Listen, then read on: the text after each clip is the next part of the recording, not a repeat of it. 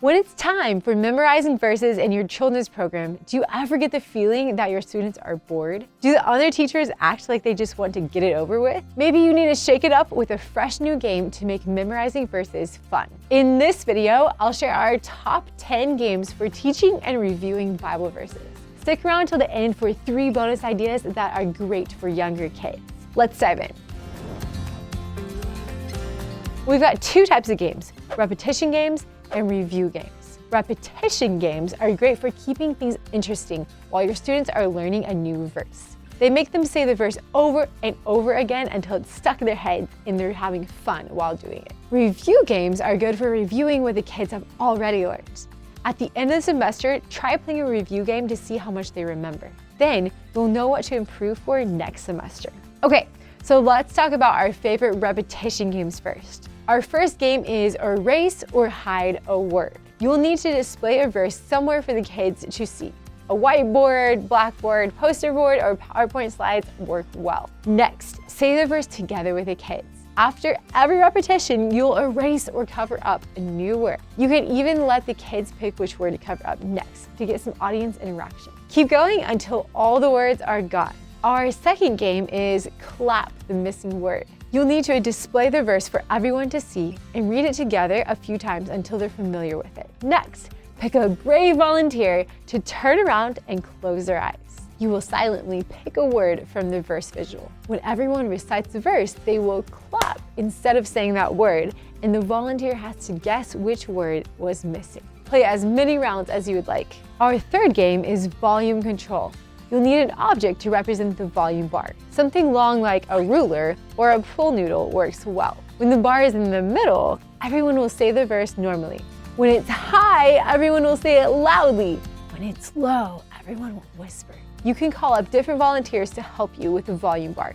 Just make sure they don't go too crazy with it. Our fourth game is remote control. You'll need to have a visual that represents different buttons on a TV remote. There's play, pause, slow motion, fast forward, and rewind. If you press play, everyone will say the verse normally.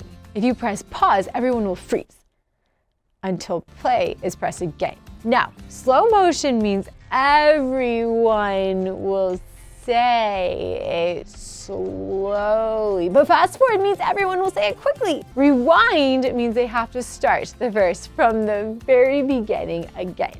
Here's a pro tip.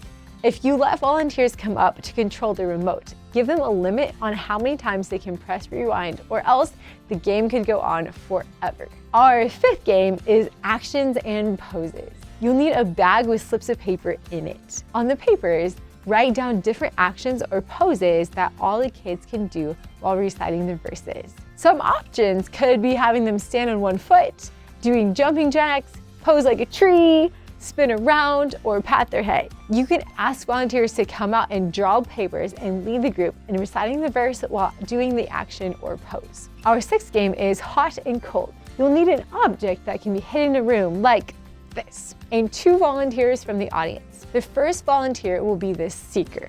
He should close his eyes or leave the room while the second volunteer hides the object. Once it is hidden, everyone will start reciting the verse and the seeker may start looking for the object. If the seeker gets close to the object, they will say the verse louder. If the seeker goes farther away, they will say it softer. Keep repeating the verse until the object is found.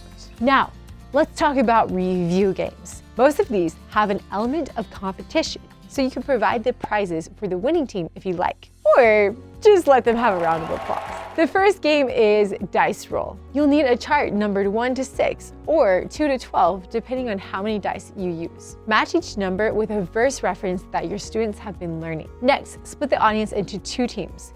They'll send a representative to come roll the dice. Whatever number is rolled is a verse they have to recite as a group.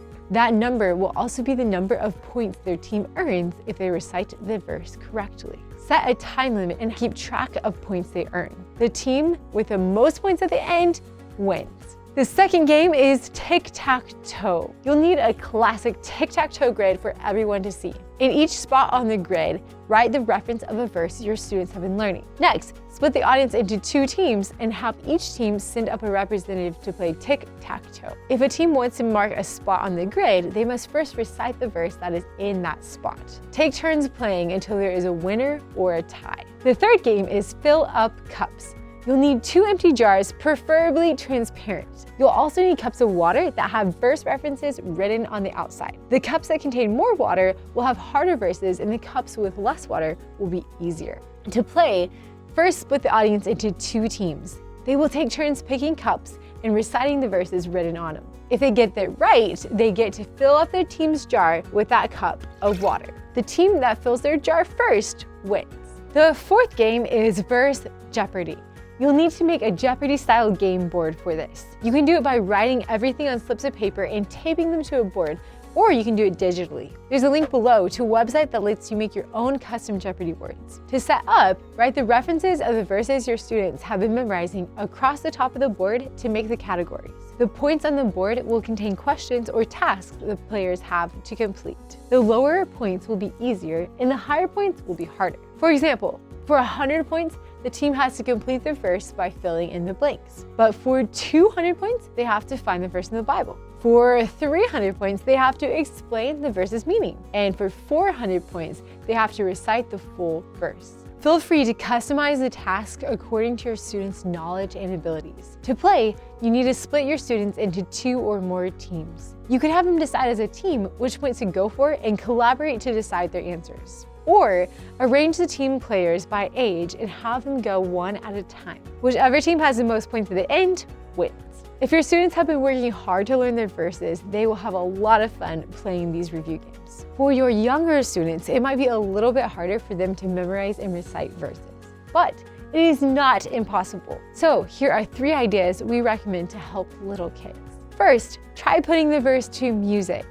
Music sticks, and it can keep their interest more than plain memorization. All you have to do is find a familiar tune that has a similar cadence to the verse. There are also many talented musicians who have put popular verses to music already. Try searching online for inspiration. There's a link in the description if you want some examples. The second option is to do the verse in different voices. For example, you could do a really cool robot voice.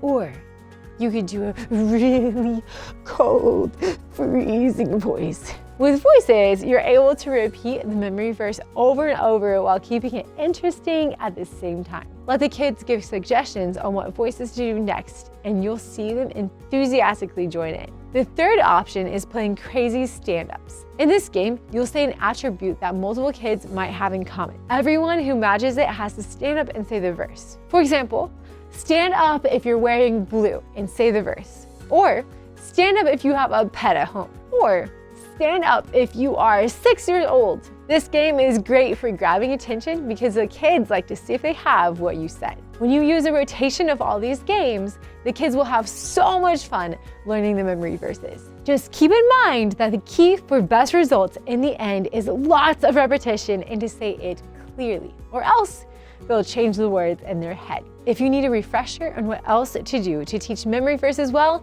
watch this video next.